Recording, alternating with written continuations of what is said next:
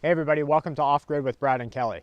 I need something different from you guys today. Usually YouTube is given how-tos or vlogging, just building our community together and kind of learning from each other, but today I need your guys' opinion.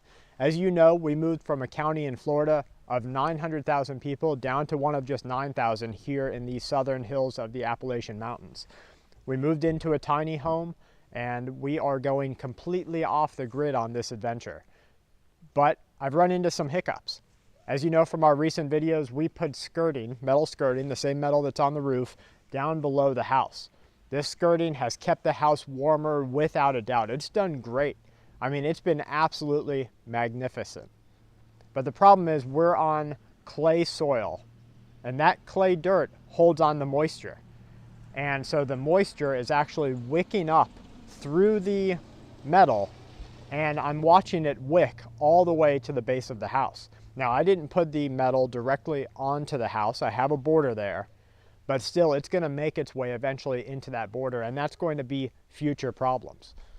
So I've looked at a lot of options. I've thought about, the cheapest is just putting down like a 10 mil plastic, like a vapor barrier on the ground. You peg that into the ground and that stops the moisture from being able to to wick up, from being able to hold under there. The other option I've looked into is laying gravel and spreading gravel across the entirety of the ground. Some of you, as you're giving your opinions, you might want to know what we're on here. To be level, we are on cap blocks, then cinder blocks, and then finally wood. The moisture, even when it rains for 2 days at a time, doesn't go all the way through the cap blocks and the cinder blocks to hit the wood. But it is wicking up on this metal, on the tin. We vented it, so venting is not an issue. It's just so wet right now in this time of the year that it can't help itself but find a place to go up to. And it's trying to reach up to the house, and I don't want those future problems. So if you guys have any suggestions, if you have any opinions on what you should do, please share them with us.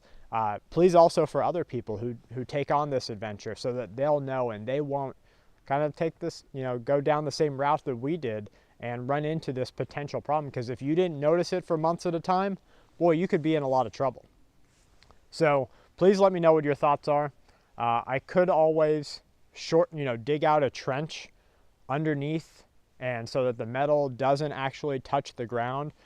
I guess I could gravel line just that trench, since the moisture isn't going to come up through the gravel, through the crush and run as much as it would, say, just through the dirt.